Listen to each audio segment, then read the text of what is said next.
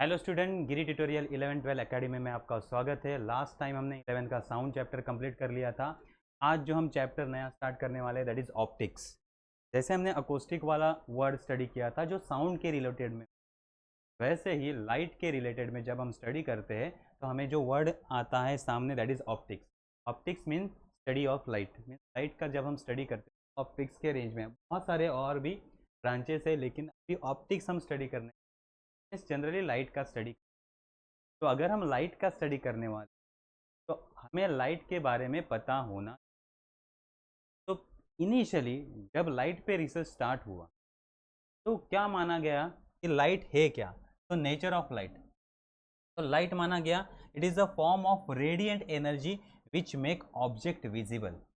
Which make object visible, तो ये ऐसी एनर्जी है जो किसी ऑब्जेक्ट पे गिरती है तो ऑब्जेक्ट हमें विजिबल होता है।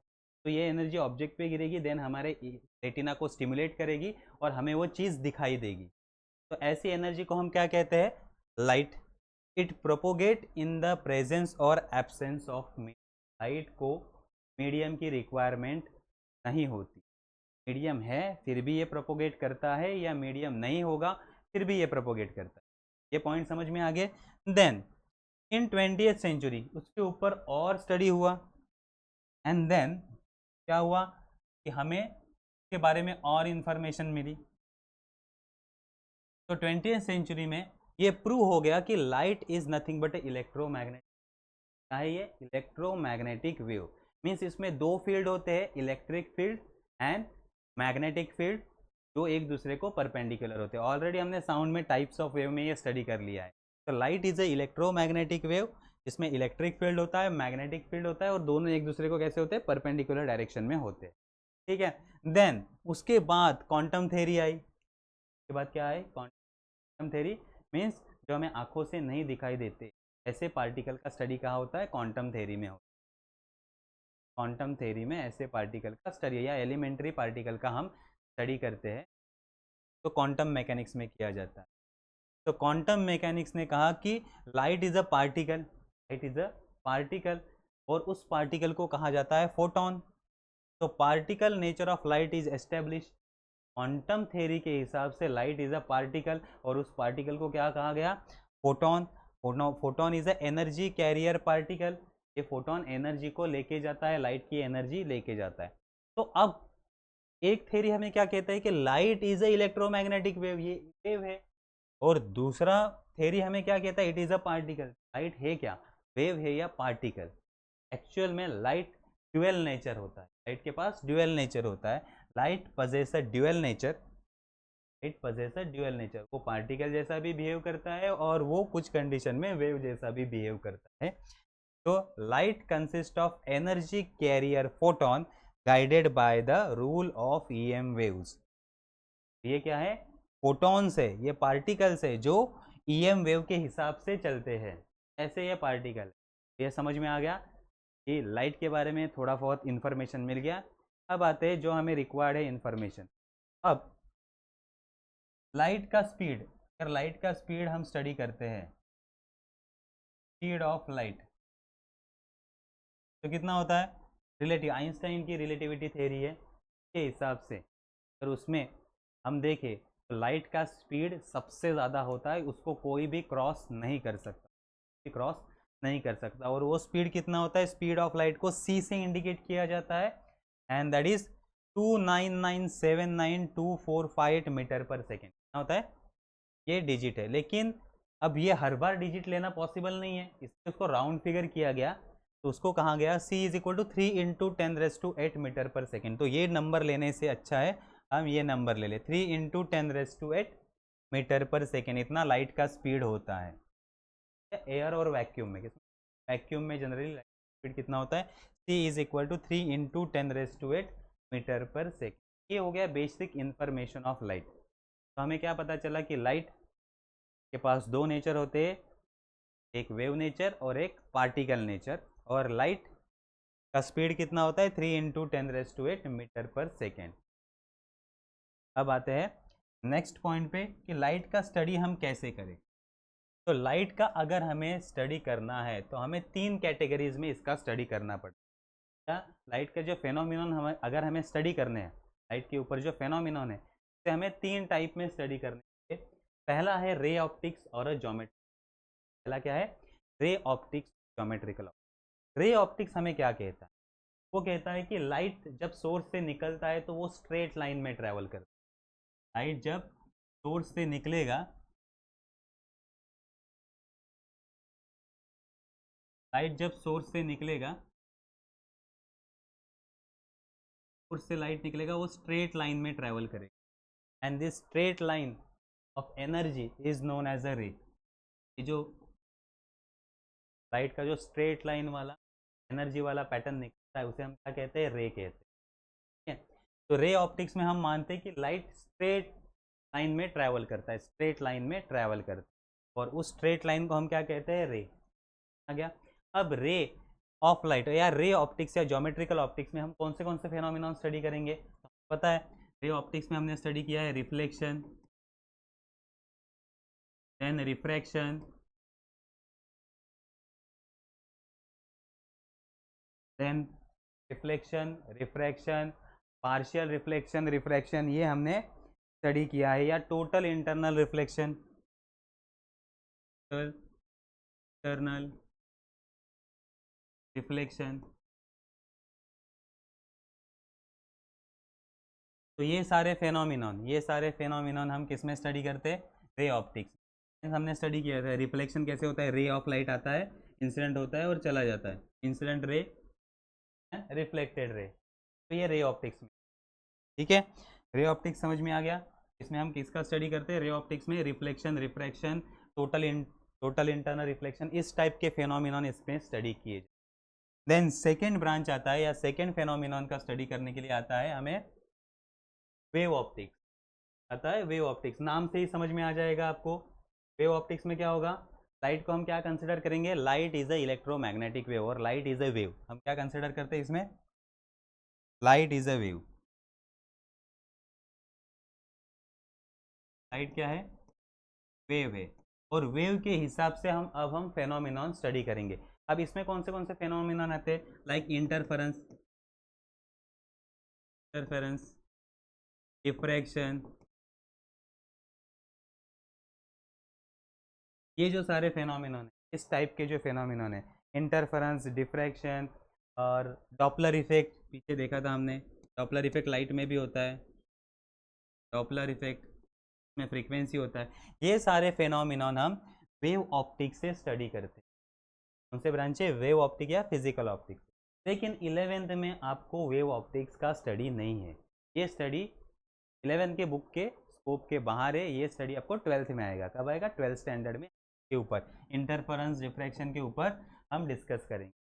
ठीक है, तो कौन से फेनोमिनॉन वेव नेचर में दिखाई देते हैं? Interference, diffraction and Doppler effect आपको।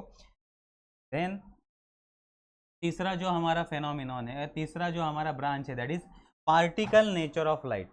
Light is a particle. Light क्या है? Light is a particle.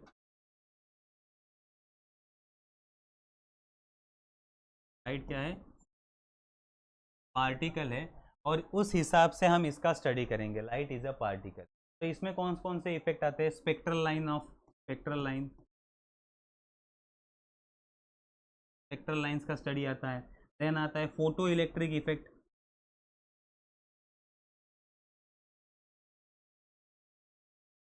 Photo electric effect. Then Compton effect,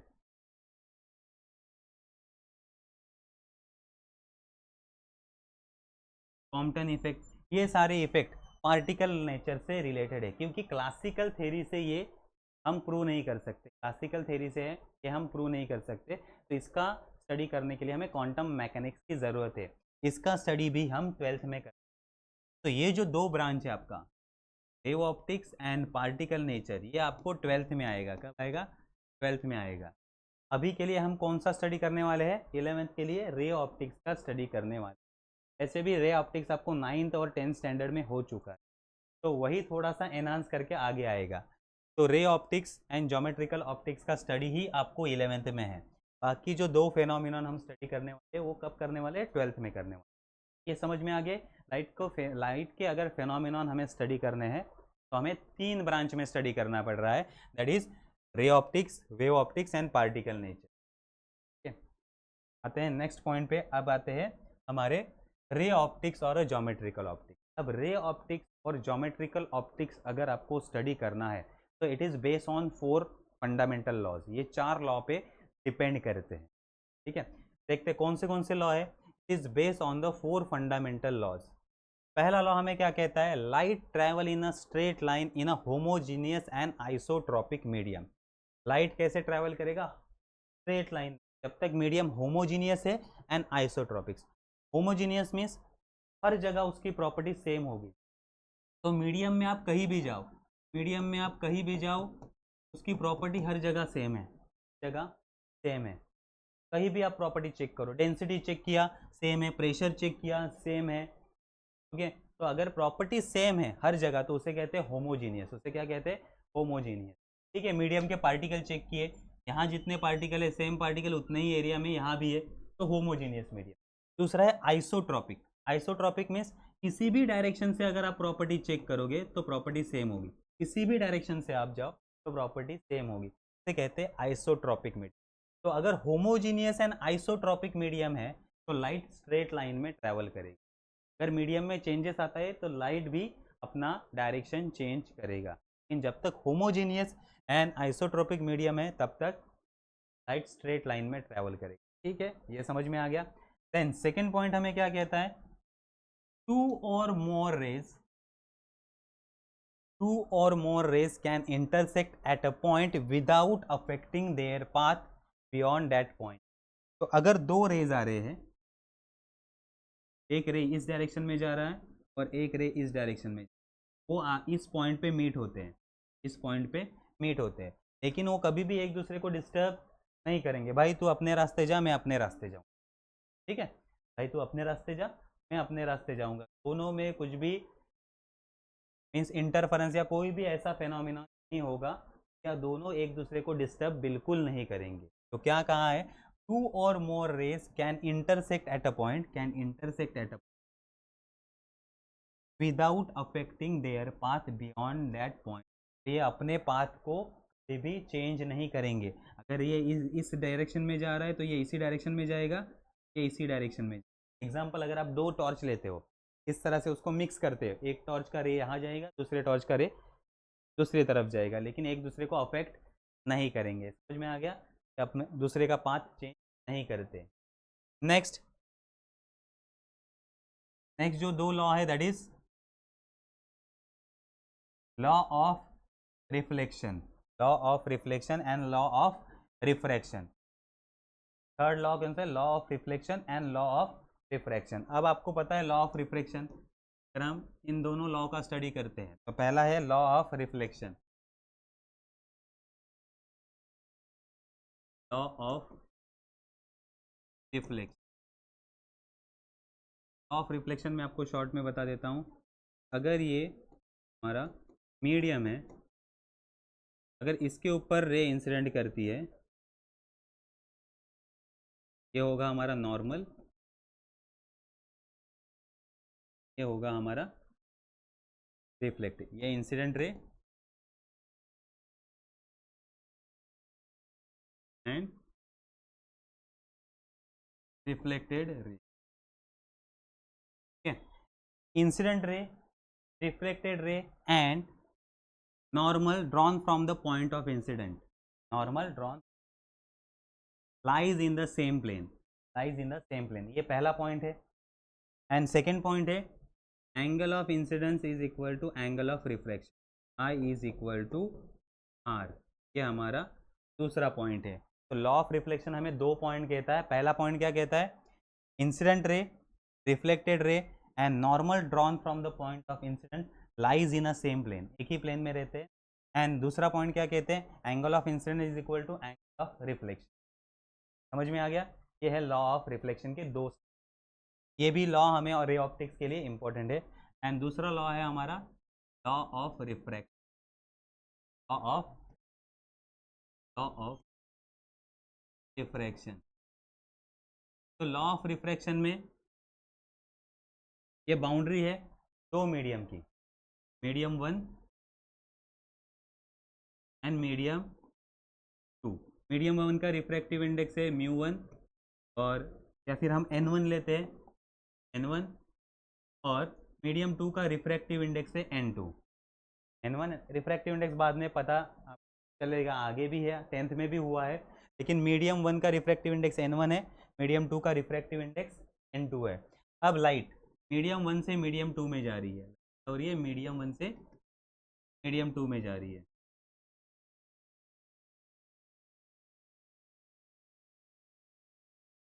this is incident ray, is refracted ray. Once again statement same रहेगा, incident ray, refracted ray and normal drawn from the point of incident lies in a same plane, lies in a same plane, and incident ray and reflected ray opposite side of normal है। and suppose ये है हमारा angle of incident, ये है angle of refraction, angle of refraction, then हमारा law क्या होगा, according to Snell's law. चलो स्नेल्स लॉ तो हमें क्या कहता है, n1 sin I is equal to n2 sin refractive index into sin of angle incident, refractive index into sin of angle refraction। तो ये हमारा रिलेशन है, ठीक है, ये हमारा रिलेशन है, n1 sin I is equal to n2 sin I। ये हमारा law of reflection, law of refraction. Law of refraction में भी दो स्टेटमेंट है, incident ray, refracted ray and normal lies in the same plane, and according to Snell's law n1 sin I is equal to n2 sin I। ये angle of incident refractive index हमारा difference है। तो basic ये चार law पे ray optics depend करता है, basic चार लॉ पे रे ऑप्टिक्स डिपेंड करता है। तो आपको समझ में आया, हमने बेसिक स्टडी किया है अभी लाइट का। तो हमने आज सीखा कि लाइट का नेचर क्या होता है, लाइट का स्पीड कितना होता है इन वैक्यूम, देन लाइट के फेनोमिनॉन स्टडी करने के लिए हमें 3 कैटेगरी में स्टडी करना पड़ता है लाइट का, एंड देन इस चैप्टर में हम ऑप्टिक्स का स्टडी करेंगे या रे ऑप्टिक्स का स्टडी करेंगे। रे ऑप्टिक्स को स्टडी करने के लिए बेसिक 4 लॉ है, that is light travel in a straight line, जब लाइट इंटरसेक्ट होगी तो अपना पाथ चेंज, दो लाइट जब इंटरसेक्ट करेगी तो अपना पाथ चेंज नहीं करेगी, या रे जब एक दूसरे के ऊपर इंटरसेक्ट होगी तो अपना पाथ चेंज नहीं करेगी, then law of reflection and law of refraction, इसके ऊपर रे ऑप्टिक्स डिपेंड। ठीक है, तो आज के लिए हम इतना ही स्टडी करते हैं, मिलते हैं नेक्स्ट लेक्चर में नेक्स्ट पॉइंट के साथ, सेम चैप्टर के साथ। तब तक के लिए बाय बाय।